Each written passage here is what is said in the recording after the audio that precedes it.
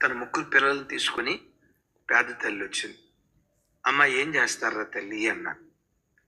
అయ్యా నేను Ameerpet ASI hospital Madhura Nagar ఆ ప్రాంతంలో ధనవంతులు ఉన్నారు, వాళ్ళ ఇంట్లో పాచి పని చేస్తానయ్యా, అంట్లు కడుగుతానయ్యా, వాళ్ళ బట్టలు ఉతుకుతానయ్యా, వాళ్ళ ఇంట్లో ఆయాగా పని చేస్తానయ్యా, రోజుకొచ్చి ఒక 4 ఇళ్ళు చూసుకుంటానయ్యా అంది. నేను వెంటనే అడిగా, అమ్మా ఏం చేస్తున్నావు మరోసారి చెప్పమ్మా అన్నాను.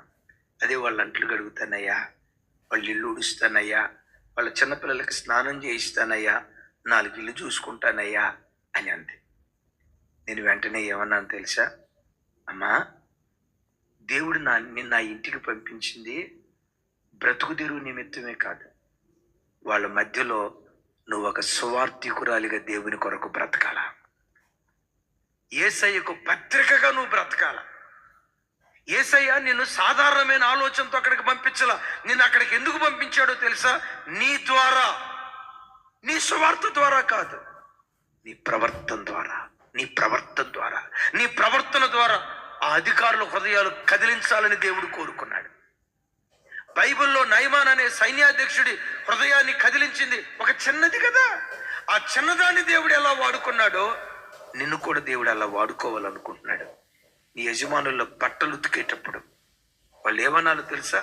ఆ బట్టలు వేసుకునేటప్పుడు, మా ఇంట్లో ఎంతో మంది పనివాళ్ళు పనిచేశారు కానీ ఈ అమ్మాయి చేసినంత నమ్మకంగా ఇంకెవ్వరూ చేయలే.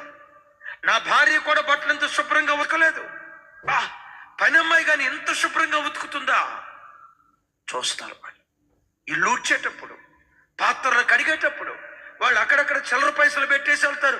ఆ చిల్లర పైసలు చూసినప్పుడు ఎక్కడ శత్రువు చేత శోధించబడకుండా, పేదరికాన్ని బట్టి శోధించబడకుండా నువ్వు పనిచేసే స్థలంలో ఐఎమ్ ద అంబాసిడర్, నేను యేసుక్రీస్తుకు రాయబారిని, నా పని స్థలంలో యేసుక్రీస్తుకు నేను రాయబారిని. నువ్వు చేసే పని చిన్నదైనా నీ భుజాల మీద దేవుడించిన భారం పెద్దది. నమ్మకంగా బ్రతుకు.